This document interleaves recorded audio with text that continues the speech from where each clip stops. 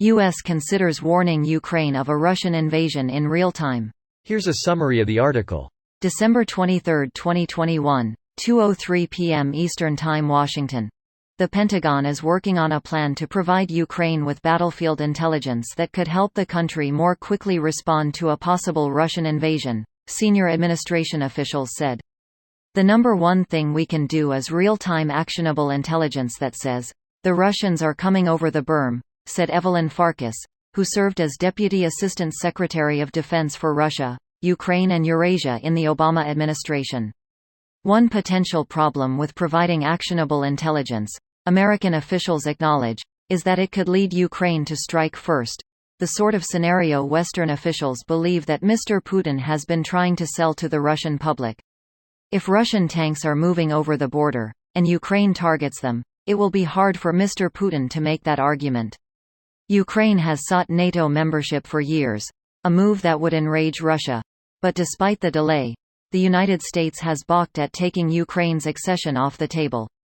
After Ukraine's pro-Western revolution in 2014, little green men, soldiers without insignia, helped Moscow seize Ukraine's Crimean Peninsula.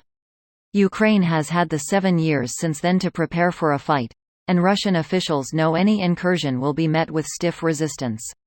This post received a score of 3,400, with an upvote ratio of 96%. Here are the top comments in response to this article. NATO has been preparing to monitor a Russian tank advance through the Fulda Gap for 50 years. I bet they are pretty good at it. I'm not a military intel expert, but the Fulda Gap is in Germany, and it was a key area of attention during the First Cold War, which ended 30 years ago. Would it still be applicable today in Ukraine, hundreds of kilometers to the east? Can monitoring capabilities, assets be transferred that quickly eastward, or was there static infrastructure just in the Fulda area?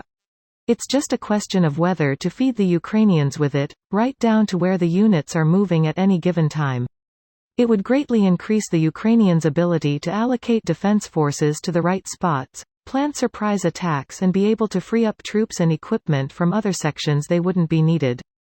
Usually it's a guesswork where you'll need to place your defenses, unless you have NATO, US-level assets.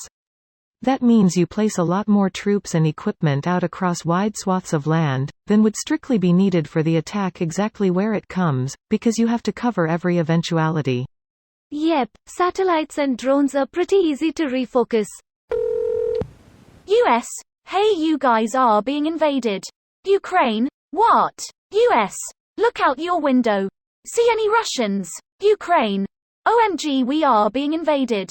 US, we did warn you. Ukraine, will you come help us? US, no.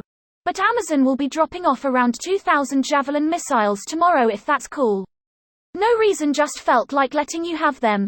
They'll come packaged in 4,000 boxes for some reason, and be dropped off by a random guy driving a 98 Toyota Corolla. What I wouldn't give to be that guy driving that Corolla. He probably makes shit. He's a parcel courier in Ukraine, just enough to get by it, imagine. At least he owns such a magnificent vehicle. Pastor U.S. considers warning Ukraine of a Russian invasion in real time. U.S. officials say intelligence sharing is essential to the Ukrainian government's survival, even as they try to avoid escalating the situation. The United States has been supplying Ukraine with the anti-tank guided missiles since 2018. Credit: Gleb Garanich, Reuters, by E. Barnes, December 23, 2021, 2:03 p.m. Eastern Time, Washington. The Pentagon is working on a plan to provide Ukraine with battlefield intelligence that could help the country more quickly respond to a possible Russian invasion, senior administration officials said. The United States has been supplying Ukraine with anti-tank guided missiles called Javelin since 2018. Mr. Biden authorized an additional Javelin delivery this fall as part of the list of ideas being drawn up at the Pentagon. The State Department and the White House include redirecting helicopters and other military equipment once allocated for the Afghan military to Ukraine, officials said.